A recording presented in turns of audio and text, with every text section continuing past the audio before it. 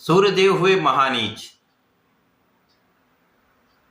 नवग्रहों में राजा सूर्यदेव 17 अक्टूबर को अपनी राशि का परिवर्तन करेंगे तथा वर्तमान समय में जिस राशि में गोचर कर रहे हैं, कन्या राशि को छोड़कर शुक्राचार्य की तुला राशि में प्रवेश करेंगे।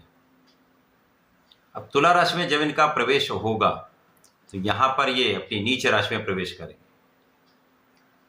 प्रिय दर्शकों, जैसा कि ज्योतिष में कहा गया है, जब कोई ग्रह नीच राशि में होता है तो उसका प्रभाव निर्बल हो जाता है, उसके कर्तृत्व में, उसकी क्षमता में, उसके प्रभाव में निर्बलता आ जाती है। अब नवग्रहों में राजा सूर्यदेव हैं जो अत्यंत सामर्थ्यवान है, क्षमतावान है, नेतृत्व के कारक हैं, आत्मबल के कारक हैं, शासन सत्ता के कारक सूर्यदेव हैं तथा इस जगत में प्रकाश के एकमात्र स्रोत सूर्यदेव हैं। सूर्यदेव के प्रथम किरण से ही इस संपूर्ण जगत में, जीव जगत में प्राण का संचार हो जाता है। तो सूर्य का परिवर्तन सदा ही अत्यंत महत्वपूर्ण होता है। राजा के समान कर्तव्य होने के कारण इनका उसी प्रकार से उत्तरदायित्व भी होता है। तो जब सूर्यदेव ही नीच के होंगे तो ये किस प्रकार का प्रभाव देने जा रहे हैं। जय श्री गणेश, नमस्कार। मैं आचार्य संजय द्विवेदी। मेरे समस्त प्रबुद्ध दर्शकों का मेरे चैनल पर हार्दिक स्वागत है। प्रिय दर्शकों, आज मैं सूर्यदेव के राशि परिवर्तन प्रभाव को लेकर आपके सम्मुख उपस्थित हूँ। 17 अक्टूबर से प्रारंभ होकर सूर्य का ये गोचर 16 नवंबर तक चलने वाला है। यहाँ पर ये तुला राशि में रहेंगे, निर्बल प्रभाव देंगे, परंतु यहाँ पर कुछ राशियों के लिए सूर्य का नीच भंग भी होगा। अब जब सूर्य का नीच भंग होगा तो ये एक राजयोग के समान लाभ प्रदान करने वाला होता है। आज मैं कर्क राशि के लिए सूर्यदेव के इस राशि परिवर्तन का किस प्रकार का प्रभाव प्राप्त होगा, किन भाव में वृद्धि होगी अथवा कहीं पर कोई समस्या है तो उसका क्या निराकरण है, संपूर्ण विश्लेषण मैं पूर्ण तर्क के साथ करने जा रहा हूं। प्रिय दर्शकों, इस राशि फल को आप अपने चंद्र राशि के अनुसार देखें, अर्थात आपकी जन्म कुंडली में यदि 4 नंबर में चंद्रमा है तो आपकी कर्क राशि। कर्क राशि चंद्रमा की राशि है, जहां पर चंद्रमा और सूर्य का मित्रवत भाव है। अब कर्क राशि के लिए सूर्यदेव धन भाव के स्वामी हैं। धन भाव के स्वामी होकर इनका गोचर चतुर्थ भाव, जो कि केंद्र का भाव है, वहां पर आरंभ होगा। केंद्र के भाव ऐसे भाव है जहां पर समस्त ग्रहों का प्रभाव कई गुना बढ़ जाता है। उनकी क्षमता में, उसके सामर्थ्य में, उसके प्रभाव में वृद्धि हो जाती है।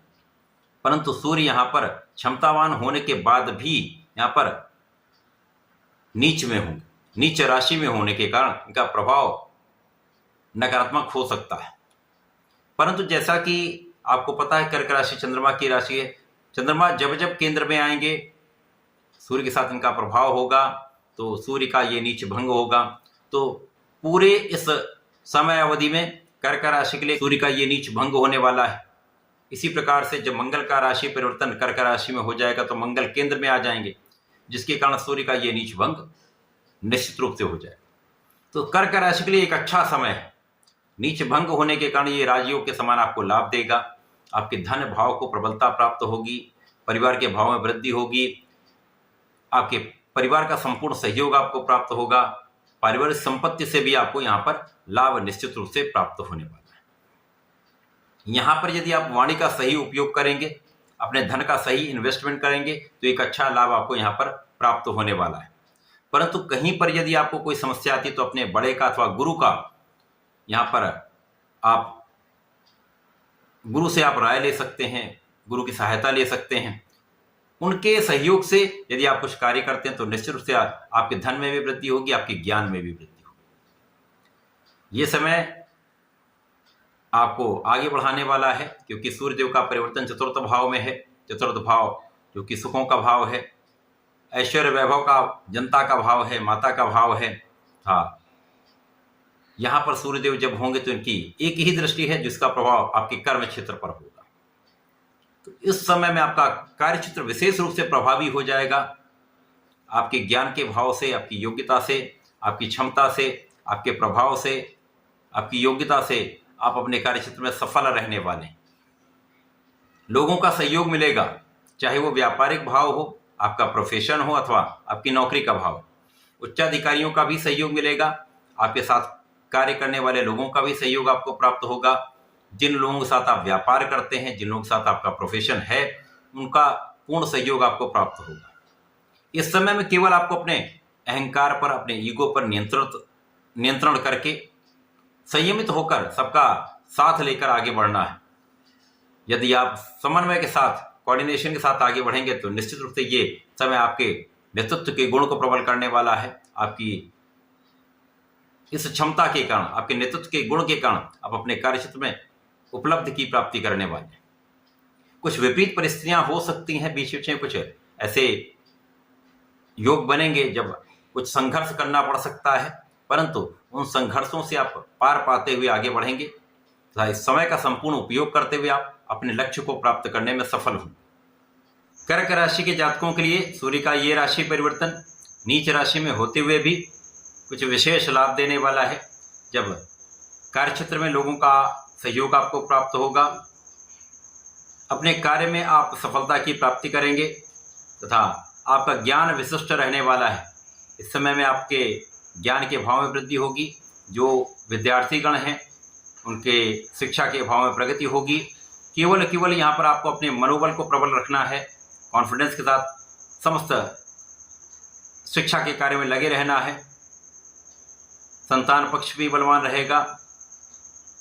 प्रारंभिक समय में संतान पक्ष से आपको कुछ चिंता हो सकती है, परंतु उसके पश्चात आपकी स्थिति बहुत अच्छी रहने वाली है तथा इस समय में पारिवारिक संपत्ति से भी आपको लाभ मिलेगा।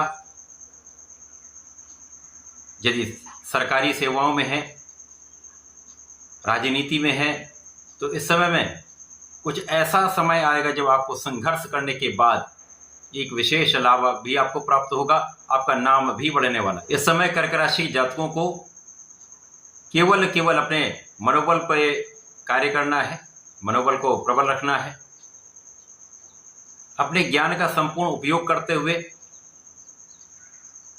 सोच विचार कर निर्णय लेना है। यदि आपने यहाँ पर किसी प्रकार का कोई त्रुटि नहीं करी तो यह समय आपके लिए विशेष लाभदायी हो जाएगा।